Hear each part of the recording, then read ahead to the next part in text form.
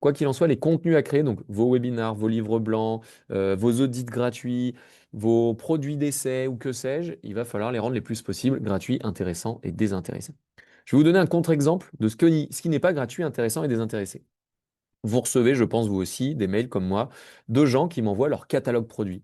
Des gens qui me disent: Oh bonjour, moi je fais de l'impression, est-ce que vous avez envie de faire un kakémono aujourd'hui? Bah non, j'ai pas envie de faire un kakémono, ça m'intéresse absolument pas. Je m'en fous de ton catalogue, je t'ai rien demandé. Alors que si la personne m'avait envoyé, je sais pas, les 10 bonnes pratiques sur un salon qui me permettent de faire 2 fois plus de ventes, ah là, je me serais dit, ah, pas con, moi aussi j'ai envie de faire 2 fois plus de ventes.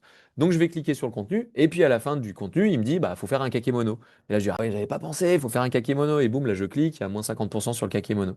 Mais recevoir un mail avec la brochure tarifaire des trucs d'impression pour kakémono, moi, je m'en fous un petit peu. Donc, un contenu qui n'est pas GID, c'est des brochures commerciales, c'est de la pub, c'est des trucs comme ça. Ça intéresse de moins en moins les gens. On passe au troisième concept, le recyclage de contenu. Alors là, l'intelligence artificielle a énormément aidé. Mais ce concept, nous, il existe bien avant l'IA, où en fait, on se disait, plutôt que de trouver tous les jours une bonne idée. Donc par exemple, là, avec Benjamin, on traite de l'idée de l'IA peut aider sur le marketing. Mais en même temps, le marketing, bah, les fondamentaux, ils n'ont pas trop changé. Cette thématique-là, avec Benjamin, on peut en faire des posts sur les réseaux sociaux, on peut en faire des webinaires, comme aujourd'hui, on peut en faire des articles de blog, on peut en faire des infographies, on va même pouvoir faire un guide, les 25 trucs à savoir absolument pour tous les responsables marketing ou tous les dirigeants qui se respectent pour maîtriser l'IA pour son marketing.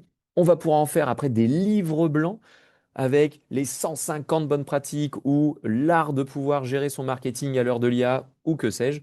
Et on va même pouvoir en faire, si on, allez, donnons-nous sans limite, pouvoir faire un livre qu'on va éditer, qu'on va vendre à la librairie du coin, sur Amazon. On va pouvoir faire une vidéo de 3 heures sur le sujet. J'en sais rien, on va pouvoir faire un documentaire. C'est pour dire que chaque sujet, on peut le traiter de plein de façons différentes, avec plein de supports différents qui vont nous permettre de nous donner de la visibilité et de générer des leads. Bon, bah là, je vous le donne dans le mille, l'IA aide énormément. Vous, par exemple, Benjamin, je ne sais pas ce que tu vas faire de cette transcription du webinaire du jour.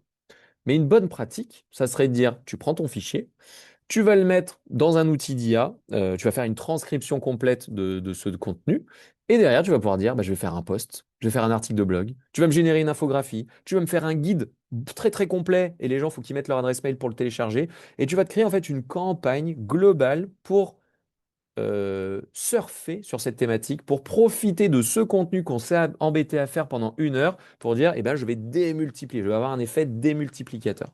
L'IA, c'est un effet démultiplicateur.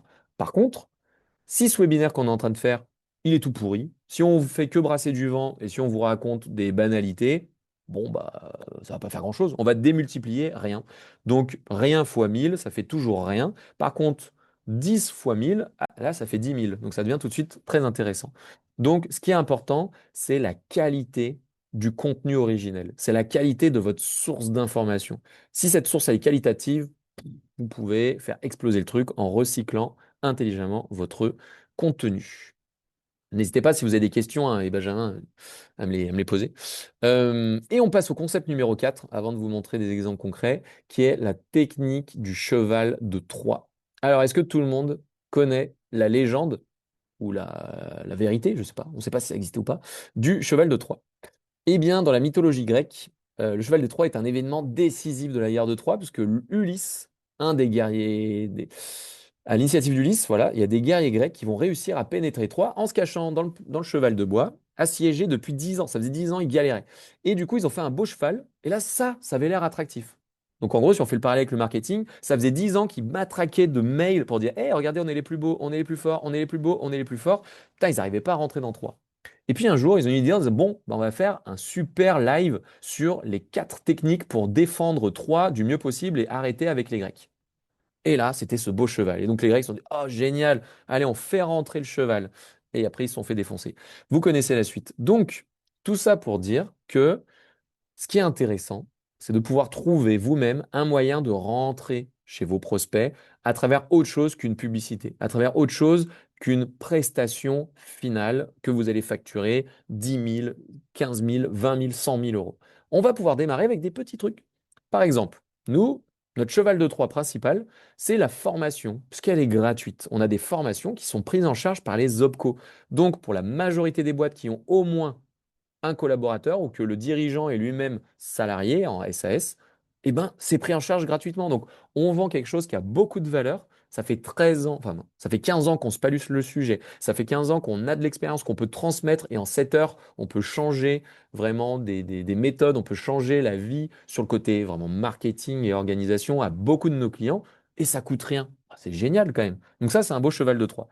Donc des formations pratico-pratiques, avec la prise en charge OPCO, on peut rentrer plus facilement. Donc, je préfère communiquer en disant, hey, au fait, est-ce que tu savais que tu pouvais avoir des prises en charge OPCO? Parce que c'est gratos, c'est plus facile de rentrer que de dire, hey, t'aurais pas un budget entre 10 000 et 100 000 euros, par exemple, pour refaire ton site, pour pouvoir transformer ton organisation en marketing digital et autre chose, qui là est beaucoup plus impliquant.